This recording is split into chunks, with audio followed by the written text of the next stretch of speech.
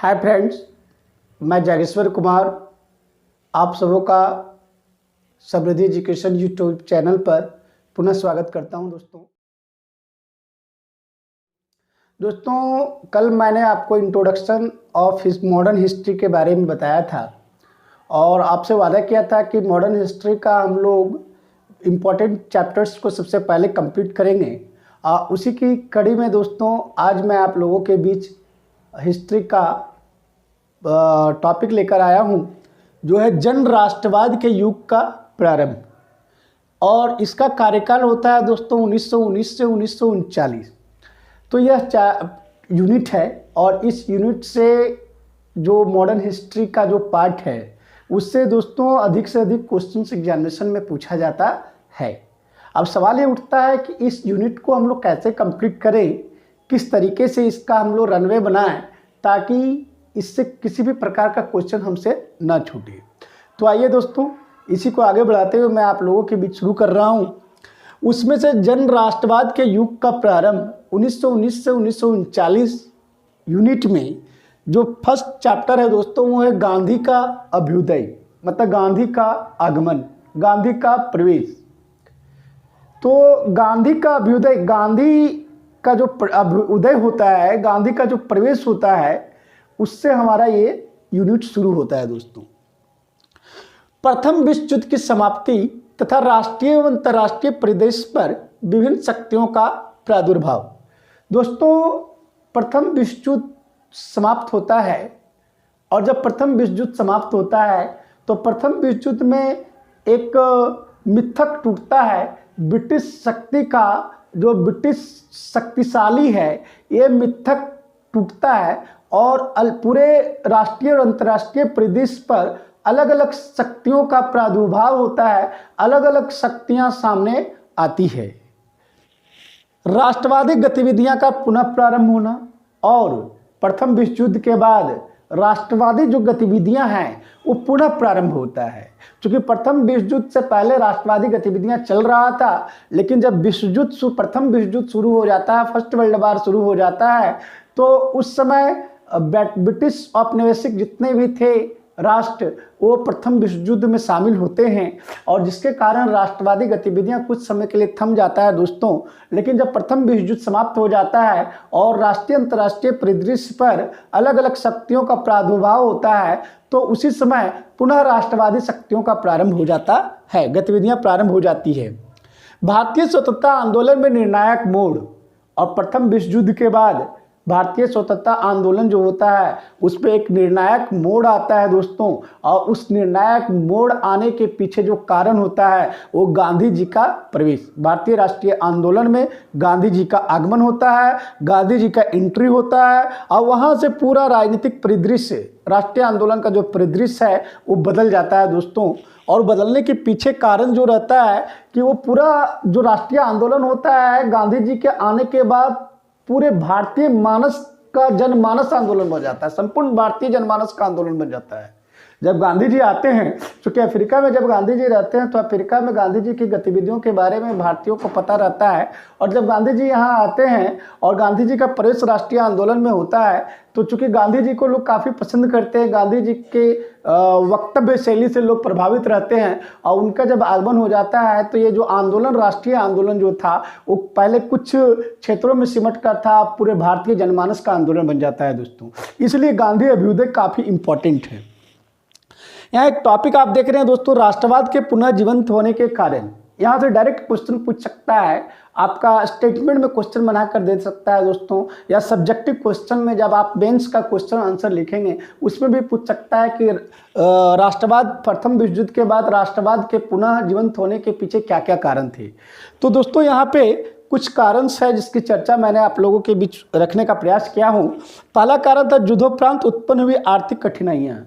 जब प्रथम विश्व युद्ध समाप्त होता है तो उसके पश्चात देश में आर्थिक कठिनाइयां उत्पन्न हो जाती है दोस्तों, और जिसके कारण लोगों में आक्रोश हो जाता है, असंतोष हो जाता है और उसका प्रतिफल जन राष्ट्रवाद के रूप में आता है।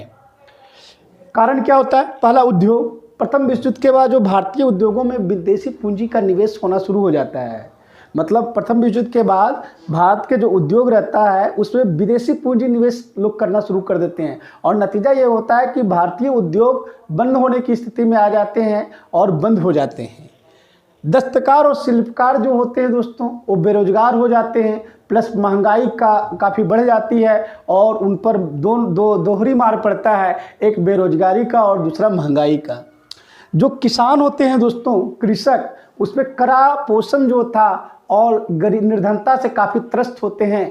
कर की जो प्रक्रिया रहता है, कर की जो प्रणाली रहता है उससे काफ़ी परेशान रहते हैं और निर्धनता से काफ़ी जूझ रहे होते हैं भारतीय किसान।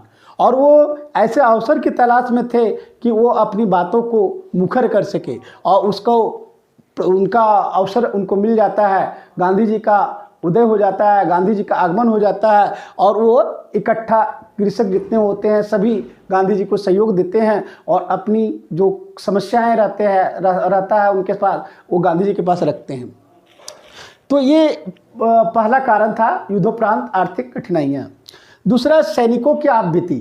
प्रथम विश्व युद्ध के बाद जब सैनिक वापस लौटते हैं तो अपनी आप बीती बताते हैं, उनके साथ जिस तरह का व्यवहार किया जाता है वो बातें जब लोगों को, यहाँ भारतीय लोगों को बताते हैं तो भारतीय लोग में आक्रोश उत्पन्न हो जाता है दोस्तों। और जब सैनिक वापस आते हैं और देखते हैं कि आर्थिक स्थिति पहले से भी ज़्यादा बदतर हो गई है तो उन लोग आंदोलन के लिए लोगों को प्रेरित करते हैं।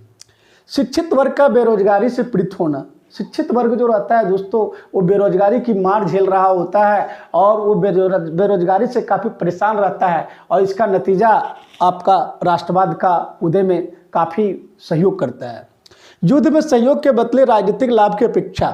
क्योंकि दोस्तों जब प्रथम विश्व युद्ध हुआ था तो जो औपनिवेशिक राष्ट्र थे वो युद्ध में अपने जो उपनिवेश जो था वो औपनिवेशिक राष्ट्रों को युद्ध में सहयोग किया और उसको आशा था कि प्रथम विश्व युद्ध में हम युद्ध में सहयोग कर रहे हैं तो युद्ध के बाद हमको उसका लाभ मिलेगा, राजनीतिक लाभ मिलेगा, हम लोग को स्वतंत्रता दी जाएगी, हम लोग की बात मानी जाएगी। लेकिन नतीजा जस्ट इसका विपरीत निकलता है दोस्तों।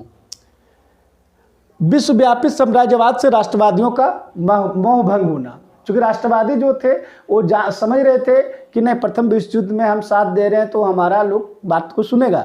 लेकिन पेरिस शांति सम्मेलन होता है और अन्य बहुत सारे सम्मेलन होता है जिसमें जो दो गुट बना हुआ था वो दोनों गुट एक दूसरे पर टीका टिप्पणी करते हैं। लेकिन सम्मेलनों के बाद, पेरिस शांति सम्मेलन के बाद उन लोग औपनिवेशिक उपनिवेशों को क्या किया, उन लोग बांटने के लिए उन लोग बंटवारा करना शुरू कर दिया। और यह बात जब राष्ट्रवादियों को पता चला तो उनका मोह भंग होता है और वो पुनः राष्ट्रवाद के लिए लोगों को प्रेरित करना प्रारंभ करते हैं।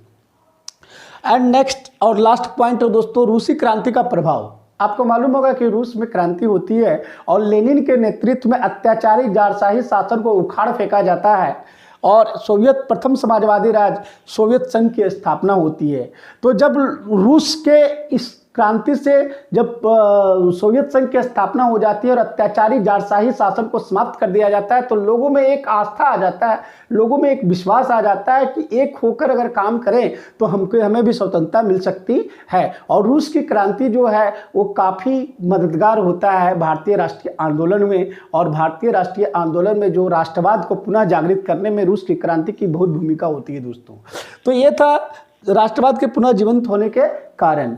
अब आगे की कड़ी में नेक्स्ट वीडियो में हम लोग देखेंगे दोस्तों कि गांधी जी जब आते हैं तो गांधी जी आने के बाद कौन कौन सी गतिविधियां करते हैं और उनकी गतिविधियां का रूपरेखा क्या होता है और प्रत्येक उनके द्वारा की गई गतिविधियों का हम लोग अवलोकन करेंगे। और उसमें हम लोग देखेंगे कि अगर एग्जामिनेशन में क्वेश्चन आए तो किस तरह से क्वेश्चन पूछा जा सकता है और हमें उस क्वेश्चन को कैसे अटेम्प्ट करना चाहिए। तो दोस्तों मेरे साथ आप बने रहिए और लगातार आप इस समृद्धि एजुकेशन यूट्यूब चैनल से जुड़े रहिए और आप अपनी पढ़ाई को निरंतर जारी रखिए दोस्तों। तो दोस्तों अगर ये वीडियो आपको पसंद आया है तो मैं चाहूँगा कि आप लाइक करें, सब्सक्राइब करें और अपने दोस्तों को शेयर करें, अपने ग्रुप में शेयर करें ताकि अधिक से अधिक लोगों तक यह वीडियो पहुँच पाए और अधिक से अधिक लोग इसका लाभान्वित हो सके दोस्तों। धन्यवाद दोस्तों।